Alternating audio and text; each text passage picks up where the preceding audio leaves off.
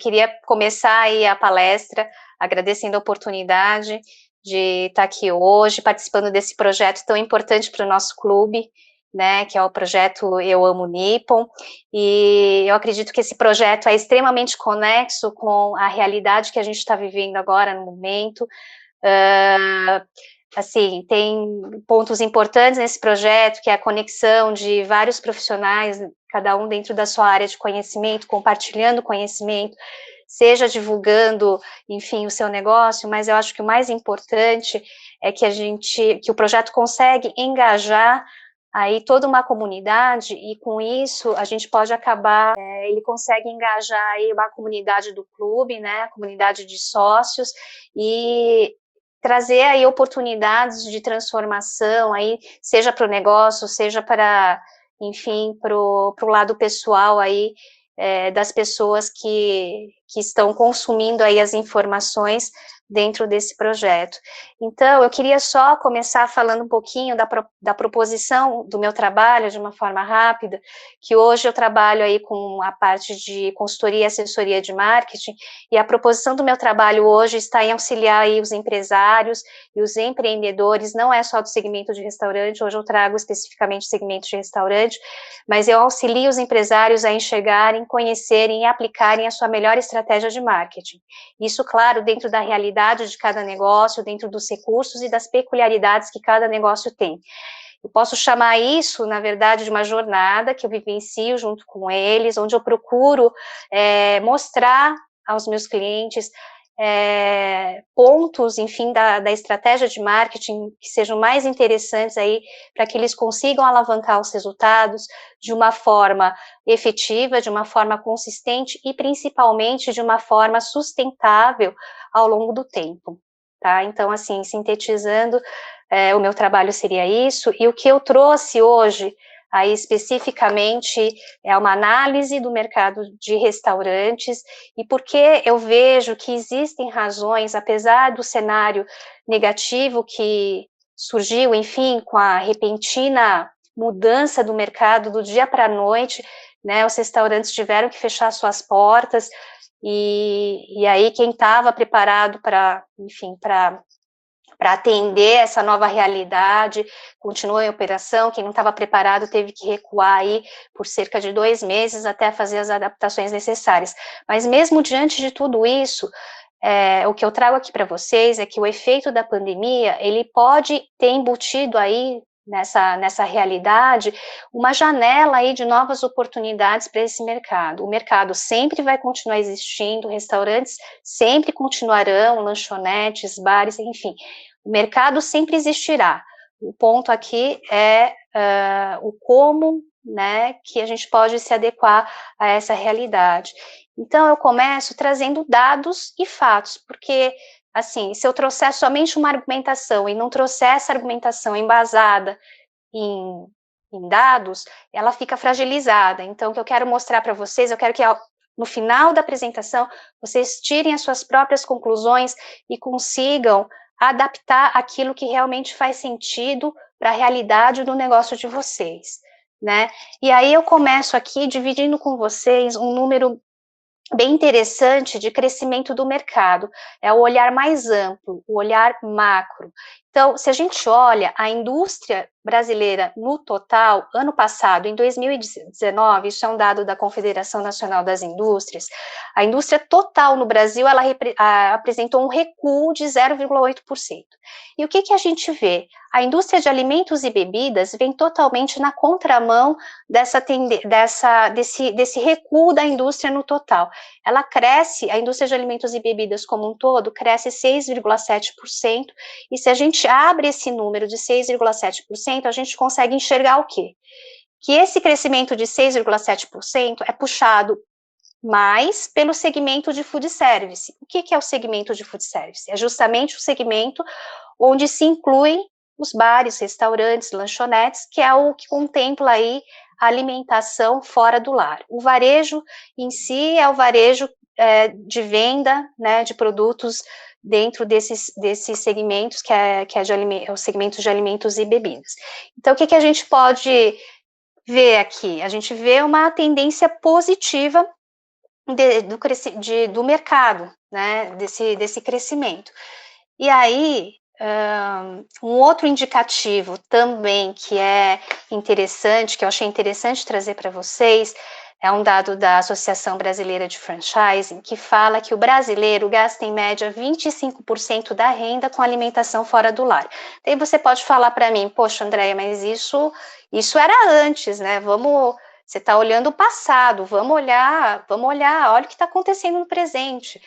Então, eu vou falar para vocês uma questão.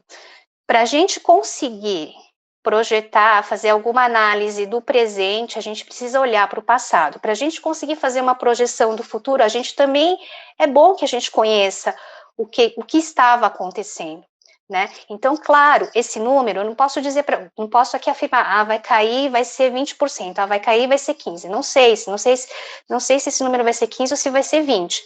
Ele pode ter uma oscilação, mas aqui o ponto interessante que se tem a observar é que esse 25% da destinação da renda do brasileiro com a alimentação fora do lar, ele acontecia num contexto de mercado, onde o mercado de consumo ele não estava bombando. A gente vinha num contexto de recuperação econômica, de recuperação desse mercado. Então, se já nesse cenário, não vou utilizar a palavra recessão, mas a gente vem de um quadro de recuperação econômica há pelo menos uns 7 anos, 7, 8 anos. E dentro desse cenário, a gente viu o brasileiro destinando essa fatia da renda para alimentação fora do lar. Então, isso que eu queria que vocês enxergassem. Esses 25% não era dentro de um mercado onde o consumo bombava. Esse é o ponto, tá? E aí, a essa altura aí, só desses primeiros números que eu mostrei para vocês, alguns de vocês podem estar falando, poxa, mas por que então, por que cargas d'água os números do meu restaurante não refletem esse crescimento?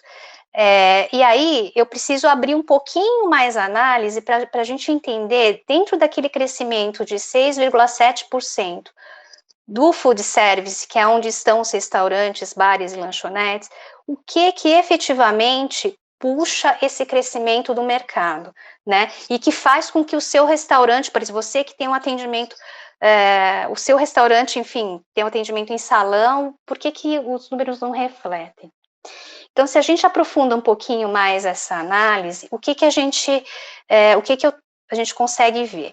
Se a gente olha o perfil de consumo, aqui eu não estou falando de participação, não estou falando de market share nem de participação de mercado, eu estou falando de perfil de consumo de alimentação fora do lar. Tudo que é consumido fora do lar. Então, a gente vê que 49% dessa alimentação fora do lar acontece fora do restaurante e 51% dentro do restaurante. Então, percebam que a fatia de consumo fora do restaurante é uma fatia considerável. Então, qualquer movimento dentro dessa fatia que tem uma representatividade grande nesse perfil de consumo, ela pode afetar esse outro pilar que é o consumo dentro do restaurante. Então, colocando a lupa aqui aonde a gente vê aí um crescimento de representatividade, que é a alimentação fora do restaurante, a gente tem aqui o delivery, o take-out ou take-away e o grab and go, né? O delivery todo mundo já conhece, take-out seria o que todo mundo está conhecendo um pouco mais de perto na pandemia, que é você faz o pedido no restaurante e você retira ali no local. Grab and Go, ele tem um segmento, uma fatia de refeições prontas, estilo conveniência. Então, você vê, por exemplo, isso muito forte, crescendo, inclusive, no varejo alimentar, que são os supermercados. Então, você vê crescendo um pouco mais, os supermercados ampliando mais esse espaço de grab and go, de conveniência, e isso efetivamente pode também, sim, afetar, né, o resultado dessa fatia, que é o consumo da alimentação dentro do restaurante.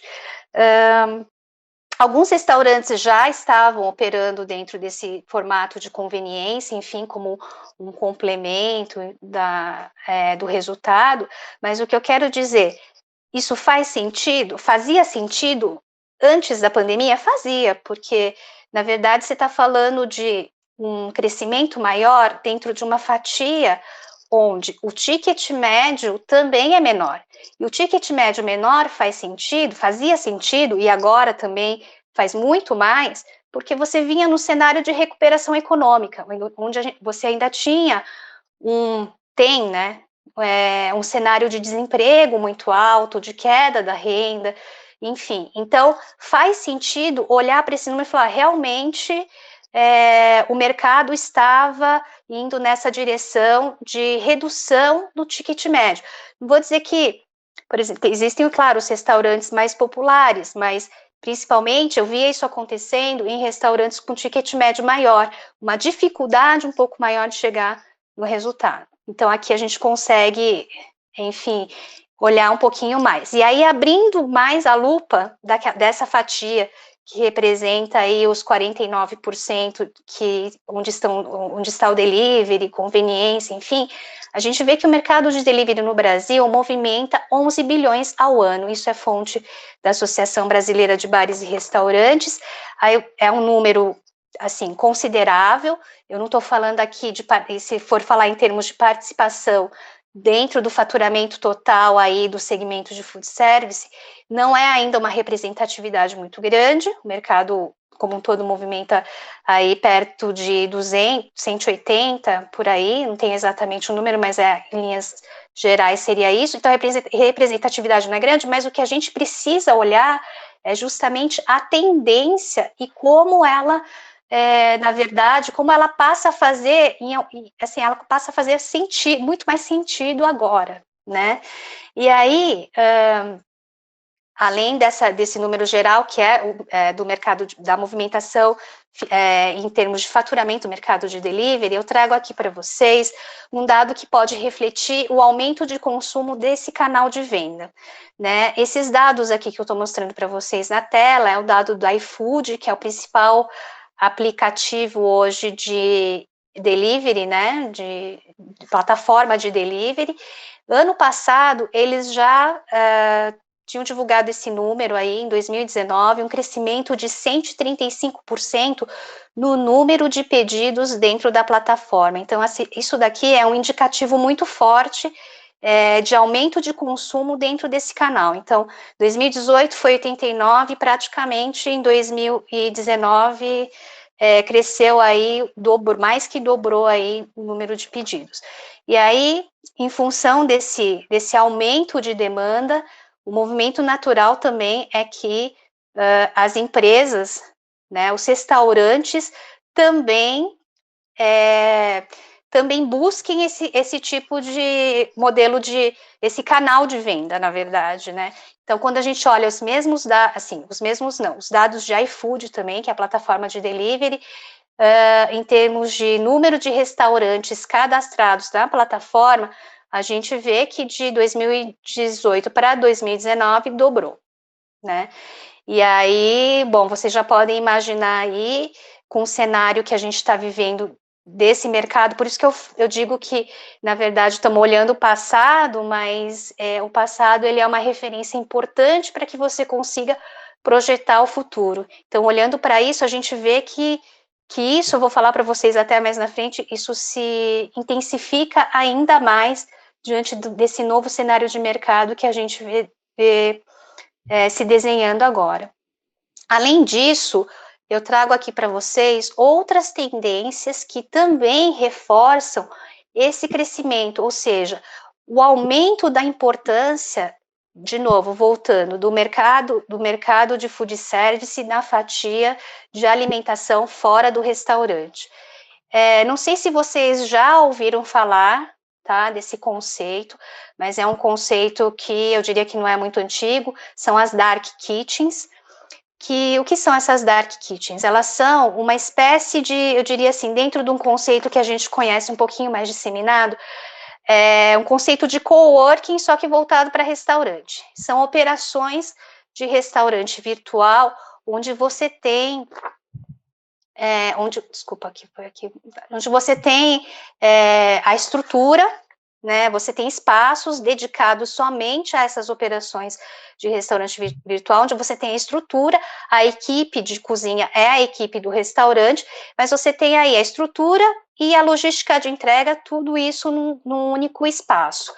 E a gente tem a startup aí colombiana Rappi, que também é uma concorrente direta do iFood, que também faz a entrega no canal Delivery, mas eles vêm trabalhando aqui no Brasil já há alguns anos esse modelo, oferecendo também esse modelo de dark kitchen para os empresários aí de restaurantes. E no finalzinho do ano passado, eles já divulgaram aí, anunciaram uma meta de expansão. Eles têm hoje no Brasil, acho que nas principais capitais, São Paulo, Rio, Curitiba, acho que lá para cima Recife, né? Eles têm algumas das principais capitais do Brasil, essas dark kitchens. Eles já enxergavam uma demanda muito grande aí e já tinha uma perspectiva de triplicar o número de dark kitchens aqui no Brasil. Então, isso é um indicativo importante. Apesar de ser um número anunciado 2 meses antes da pandemia, 3 meses antes da pandemia, é um indicativo importante de que existia, dentro desse mercado que vinha em recuperação econômica, uma tendência de crescimento para esse tipo de negócio, né?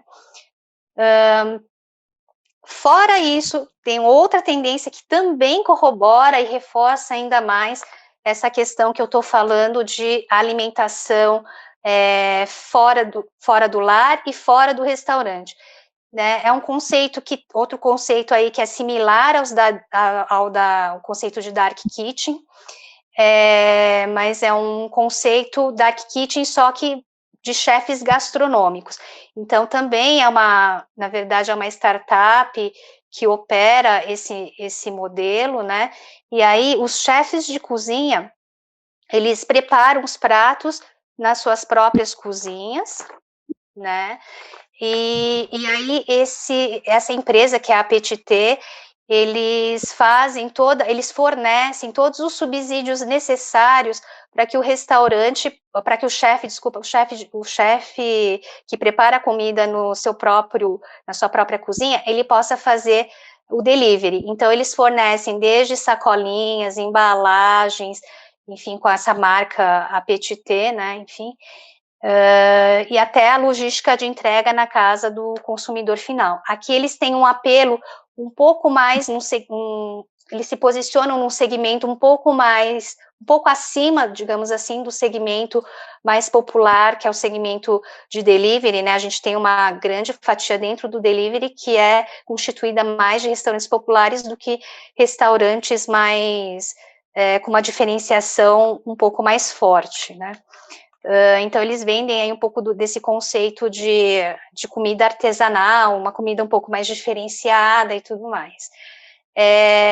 A Petit também, no final do ano passado, anunciava aí um plano de expansão através de marcas próprias, isso porque eles realmente estão enxergando, possivelmente, que é algo promissor, porque até existe o caso de uma hamburgueria dentro dessa plataforma, que começou o negócio somente operando fazendo a operação do negócio, vendendo hambúrguer dentro desse modelo de negócio.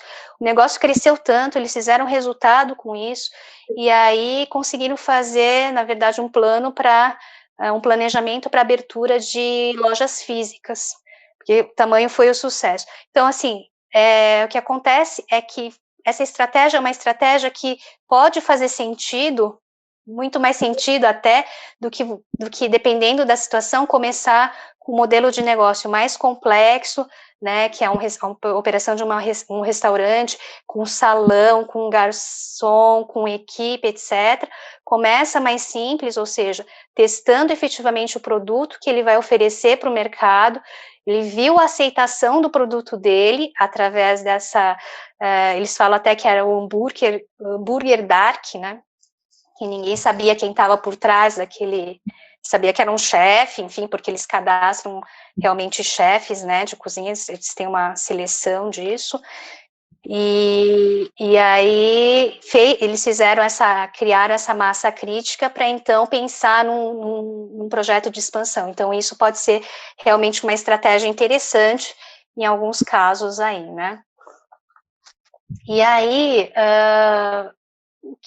o que a gente pode esperar do cenário pós-pandemia? Hoje, a gente já consegue enxergar algumas coisas, eu acho que a gente não precisa ir muito além nessa questão, porque a gente está vivendo na pele, a gente está vivendo na carne, realmente, a situação, e a gente pode fazer algumas projeções aí do que pode vir a acontecer com o mercado de consumo. É claro que a gente tem que ser um pouco criterioso nessa parte, porque a gente não pode generalizar, que existem mercados que vão, por exemplo, até vou citar aí, mercado digital, né? O mercado digital, você vê empreendedores digitais aí faturando muito nessa quarentena, porque faz sentido o produto digital hoje, o conhecimento, a aquisição de conhecimento, quer dizer, o momento como um todo corrobora para o crescimento desse tipo de negócio.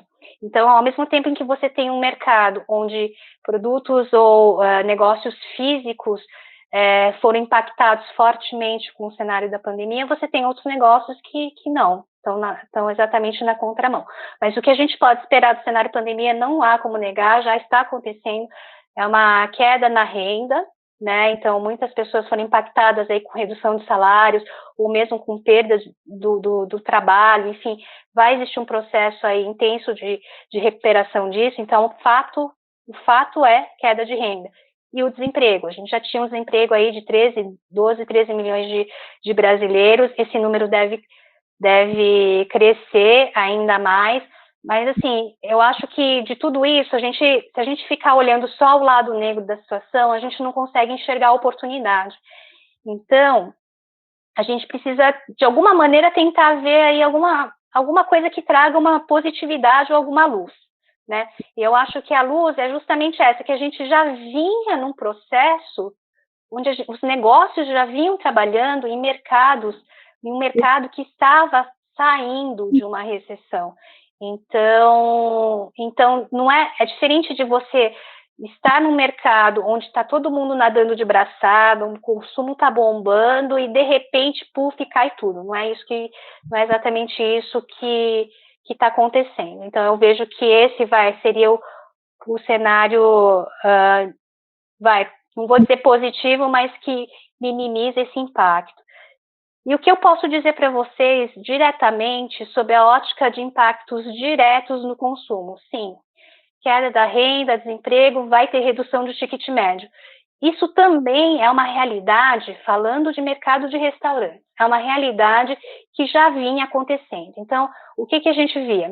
Principalmente restaurantes que atuam mais dentro do segmento intermediário, premium, eles tiveram que readequar, inclusive até churrascarias famosas, que tinham um ticket médio lá em cima, tendo que readequar e oferecer produtos dentro do portfólio de produtos oferecidos, tiveram que adequar, reduzir o ticket médio, oferecendo uma quantidade menor ou oferecendo uma experiência um pouco mais reduzida para diminuir esse desembolso médio e gerar a possibilidade de acesso para o consumidor, que não estava podendo consumir por conta da redução da renda, por conta, enfim. Então, isso é uma realidade que vai continuar. Então, veja bem, o que eu estou falando para vocês, que é o mercado, ele, na verdade, nada vai ser uma surpresa tão grande.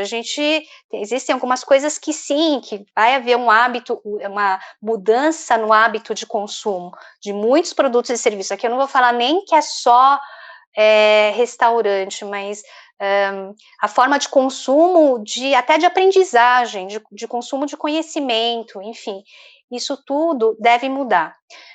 Então, a redução do ticket médio é o que eu pontuaria inicialmente como um impacto direto aí no mercado de consumo, e o corte de itens não essenciais, né? Isso também é uma coisa que regularmente acontece quando você tem uma redução na renda. As pessoas vão dar foco para aquilo que é essencial e aquilo que não é essencial vai cortar. Só que assim, é aquele negócio, a gente não pode nada, nenhuma análise, por isso que eu falo que a gente tem que sempre olhar a ótica da realidade de cada negócio, né? Porque, inclusive, esse corte de itens não essenciais, isso é diferente de família para família, isso é diferente de pessoa para pessoa. A minha prioridade pode ser diferente da sua prioridade. Claro, existe uma lógica, um raciocínio por trás de que aqueles itens mais supérfluos, eles vão ser os primeiros a serem cortados na cesta de consumo. Mas o fato é que haverá. Poxa, acabou o mundo, agora a gente não vai ter mais restaurante, porque todo mundo vai cortar restaurante é supérfluo, enfim. Não, não é. Não digo que não é supérfluo, mas existe uma forma, o mercado não vai desaparecer, né? Eu costumo lembrar de um fato, isso eu não lembro exatamente qual era o ano que isso aconteceu, mas a gente passou por tantas crises, enfim, que eu me lembro, eu trabalhava com shampoo nessa época, marketing de shampoo, e eu trabalhava inclusive com líder de mercado, era um shampoo mais popular, mas era o líder de mercado. A gente via o mercado despencou junto com esse cenário aí que a gente vivia de crise, despencou, a gente, mas nossa, por que despenca tanto? As pessoas estão deixando de tomar banho, as pessoas estão deixando de lavar o cabelo, por que o mercado de shampoo está caindo tanto? E aí, essa empresa que eu trabalhava, enfim, tinha recursos suficientes para aprofundar, fazer pesquisas de mercado, e aí, no fim, a gente descobriu o quê? Que, na verdade, o mercado de shampoo estava caindo naquele cenário de crise econômica, e na contramão, a gente via o mercado de sabão em barra e o mercado de sabonetes crescendo exponencialmente. E aí, ao fazer a pesquisa aí com o consumidor, a gente conseguiu ver claramente a migração de uma categoria para outra. Então, o que eu quero dizer com esse exemplo? É que, na verdade, numa situação de crise, em muitos mercados, o mercado não vai desaparecer, o mercado ele vai existir, mas o que pode existir, em alguns casos existir, é essa migração para produtos de menor valor, ou a redução de ticket médio, ou mudança de marca, o mercado todo ele vai continuar existindo. Então, se o mercado continuar existindo, você, como negócio, você tem a oportunidade, de alguma maneira, de estar encaixado dentro desse cenário de mercado. Então, o que você precisa olhar é o mercado e você tem que, vamos dizer assim, dançar conforme a música, né? E aí, assim, por que eu falo, né, enfim, toda a construção aí do raciocínio para dizer, poxa, existe uma razão muito forte aí dentro do mercado de restaurantes para que os empresários e os empreendedores desse segmento acreditem, né, que existe razão para continuar. Porque eu acho assim que todo mundo passou por uma fase aí, enfim, do baque, né? Poxa, tem que fechar as portas e a gente não sabe por quanto tempo que vai ficar tudo fechado enfim, então tem o baque, realmente, lógico, vamos fechar, agora não vai dar para continuar, manda todo mundo embora, fecha as portas.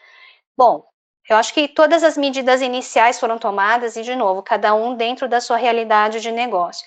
Mas por que eu acredito que, olhando esses números que eu mostrei para vocês, de crescimento do mercado, de crescimento do food service, de crescimento que já vinha acontecendo, né, dos segmentos de menor ticket médio, enfim, da alimentação fora de restaurante, por que essa tendência faz muito mais sentido agora? Né? Existem alguns pontos que reforçam ainda mais a tendência que pode se desenhar aí, ou a tendência, ou até mesmo a realidade, porque eu acredito que houve, com a pandemia, um estímulo para que isso ocorra. Então, se a gente olha que segmentos de menor ticket já estavam em crescimento dentro do mercado de restaurante, você já via os restaurantes com ticket médio maior readequando o seu portfólio de produtos oferecidos para o consumidor, colocando um ticket médio menor, adequando aí a forma de oferta do produto, você vê o crescimento de segmentos, canais de venda com ticket médio menor, como delivery, conveniência, grab and go, enfim. Então, isso já vinha acontecendo. E isso, com o cenário agora que a gente está vivendo de mercado, ele passa a fazer, sim, muito mais sentido, né? Quer dizer, ele continua ou passa a fazer muito mais sentido? Porque a quarentena forçosamente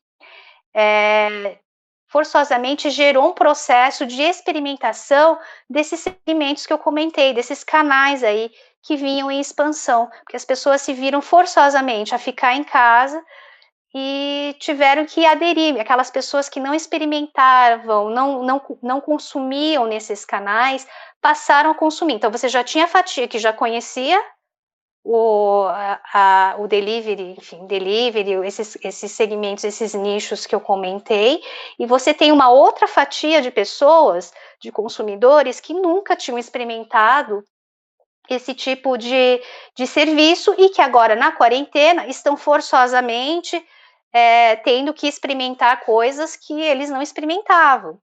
Então, o processo de experimentação, ele pode gerar uma recompra. A pessoa pode enxergar que isso realmente, poxa, não é tão ruim quanto eu imaginava. Ele poderia ter um preconceito em relação a aquele canal de consumo, e agora, com a quarentena sendo forçosamente obrigado a experimentar, ele pode recomprar, como pode também não recomprar, mas o fato aqui, que eu quero pontuar aqui para vocês, é que o primeiro passo foi dado, né? Eu acho que na lógica aí de produto, de lançamento, enfim, de produtos de lançamento no mercado de consumo, o primeiro passo é você gerar a experimentação. Então, eu quero dizer que o cenário atual, ele proporcionou essa oportunidade aí de experimentação. Além disso, outro fator que corrobora aí para o estímulo do crescimento desse setor, a projeção de expansão que essa fatia aí de alimentação fora de restaurante já tinha uma projeção de crescimento, de expansão anterior à pandemia. Então, conceitos que antes a gente não via, né? Por exemplo, o conceito da dark kitchen, conceito de chefes de gastronomia. E uma outra coisa que também eu não coloquei exatamente no slide da apresentação, mas que a gente vê acontecer no mercado, é que antes, né, a gente estava vendo, e agora também isso pode ser reforçado, é que como o mercado vinha de um cenário de desemprego, muitas pessoas acabaram entrando, e aí como microempreendedores individuais, acabaram entrando nesse mercado, porque, enfim, a primeira coisa, às vezes, que as pessoas pensam realmente é em vender alimentação, né? Eu vejo aqui no meu prédio, por exemplo, várias pessoas, moradores aqui da nossa comunidade aqui, fazendo venda e a gente vê que algumas pessoas até já estão fazendo disso um negócio. E isso já vinha também acontecendo no cenário anterior à pandemia. E agora eu acho que o cenário desse mercado pode favorecer ainda mais a expansão desse setor. Um outro ponto que corrobora também para isso é que o investimento, então, que eu comentei com vocês aí de dark kitchen, enfim, são canais onde o investimento para você colocar em operação é menor, você tem um custo operacional menor, né? Apesar que muitos, assim, eu vejo, assim, anterior à pandemia, muitos restaurantes, principalmente os restaurantes que tinham um atendimento mais forte, ou que tinham filiais, enfim, né, e de atendimento exclusivamente em salão, eles relutavam um pouquinho para entrar nessa questão do delivery, por quê? Porque é uma operação pouco rentável, é uma operação que não tem rentabilidade, além de outros problemas que você, efetivamente, dependendo do tipo de cozinha, você pode ter com a questão de qualidade, como no caso de comida japonesa, né, que, enfim, o sushi pode chegar todo desmontado, enfim. Então, anterior a esse cenário de pandemia, alguns restaurantes não queriam trabalhar dentro desse modelo porque, enfim, não é um modelo rentável. Fora isso, operar dentro do mesmo espaço do restaurante, muitos restaurantes podem não ter essa estrutura disponível, né, e competiria aí com atendimento em salão, isso poderia afetar de alguma forma aí o atendimento, também a qualidade do atendimento que o restaurante efetivamente tem. Então, é uma questão de foco. Então, todos esses pontos, eu acho que corroboram aí para um estímulo desse setor. Aí, assim, o que acontece? Então agora todo mundo sai correndo e vamos lá, né, fecha o restaurante e vamos abrir operação de delivery. Não, não acho que é isso, né, eu acho que a gente tem que olhar para esses dados com um olhar bastante crítico dentro da realidade do seu negócio e tentar aproveitar as oportunidades que realmente fazem sentido para você, né. O que eu posso dizer para vocês é que é um fato, né, os números já mostravam isso e somando isso com o que está acontecendo atualmente no mercado atual, né, e o que virá acontecer depois que a gente sair, enfim, desse processo todo de quarentena, é que toda essa tendência pode ainda potencializar ainda mais o crescimento desse setor dentro dessas fatias aí que eu coloquei para vocês. Então, o momento, de fato, é um momento propício, né? Na verdade, se a gente parar para pensar, tudo isso não aconteceu em vão, porque às vezes eu costumo falar, a gente entra mesmo nos negócios ou no trabalho da gente, a gente acaba engata primeiro e vai e vamos que vamos, e a gente não para, principalmente eu vejo que os empresários, principalmente os menores, né, não tem todos esses, não é diferente de uma grande empresa, onde você tem um cara que está pensando no marketing, um cara que está pensando na venda, mas muitas vezes não, o dono que está pensando em tudo, então é super natural que enfim, não houvesse tempo para se pensar exatamente nessa reavaliação de negócio, mas agora o que eu quero dizer, é a hora de reavaliar, existe sim oportunidades, esse mercado é um mercado que sempre vai continuar existindo, aliás, o mercado de alimentação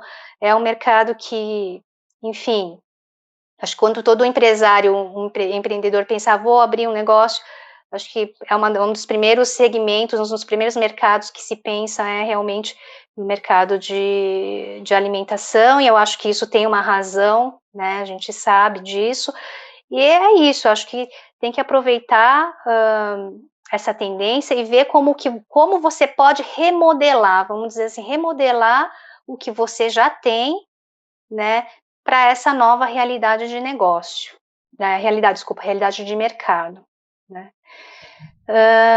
E aí, assim, eu acho que, assim, essa frase que eu trouxe aqui parece a frase feita, assim, a frase de Albert Einstein, mas ela faz muito sentido, é porque, assim, no meio da dificuldade a gente precisa ter aquele chacoalhão para de repente encontrar aí uma grande oportunidade, né, eu acho que é bem isso, assim, quando eu vi essa frase eu falei: "Nossa, eu vou levar", porque é isso, sabe? Eu acho que para tudo, não é só para o mercado de restaurante, é para qualquer negócio, né? Eu acho que quando todo mundo se viu do dia, sei lá, se foi dia 23 ou se foi dia 22 de março, do dia 22 para o dia 23 vai fechar, né? Eu acho que foi assim, acho que é algo nunca antes visto. Quem é empresário já há mais tempo pode dizer melhor, mas é um negócio que realmente totalmente inesperado. Vou dizer assim, foi uma bomba.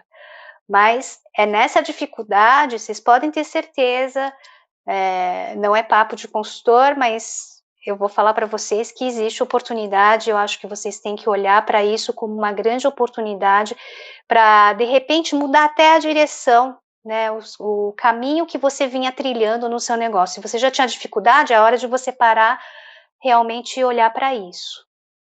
É basicamente isso que eu tinha para trazer para vocês, mas agora eu queria fazer um convite também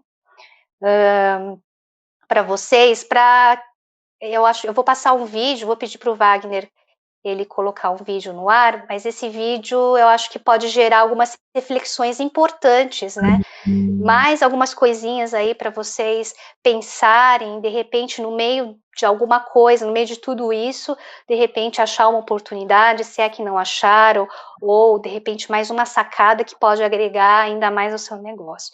Então, eu vou pedir para o Wagner colocar para vocês, é um vídeo rápido.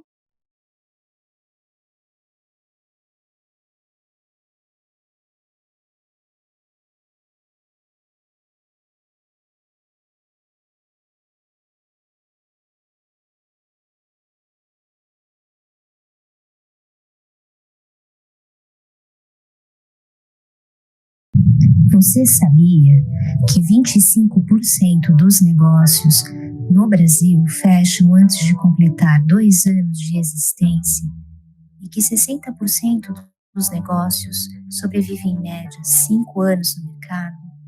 Esses percentuais são bastante elevados, diria assustadores. Mas você consegue enxergar por que isso acontece?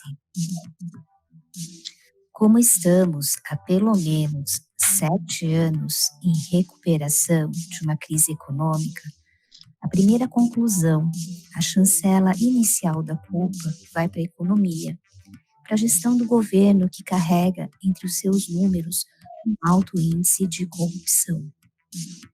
Eu quero que você, empreendedor, vá um pouco além nessa análise. Será que só o fator econômico e político contribui para essa triste estatística? Vamos mudar a ótica da análise. Então, o que faz com que os outros 40% sobrevivam no mercado além dos 5 anos? Você pode pensar que pode ser falta de investimento, de dinheiro mesmo. E isso pode até ser uma verdade, claro, mas não a única. Em um dos conteúdos que publiquei, onde eu falo sobre posicionamento, eu cito o exemplo de uma hamburgueria americana que teve um investimento de milhões para entrar no mercado brasileiro em 2016. Só que mesmo com esse investimento milionário, a empresa fechou as portas 3 anos após a abertura da sua primeira unidade. Não quero estabelecer uma verdade absoluta sobre a análise dessa estatística, mas o que eu quero colocar como um alerta, vindo de um olhar mais especialista, é que muitas dessas empresas que fecharam possivelmente não enxergaram a melhor oportunidade. E se enxergaram, não a conheceram com a devida profundidade e, em consequência de tudo isso, não conseguiram aplicar a sua melhor estratégia de marketing. Tudo o que você não enxerga e não conhece gera insegurança, angústia por não saber como fazer e o que fazer diante do desconhecido.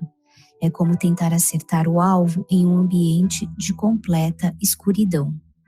Para que você não entre nessa seara, eu digo para você, empreendedor, que você precisa conhecer somente o marketing essencial, simples e descomplicado.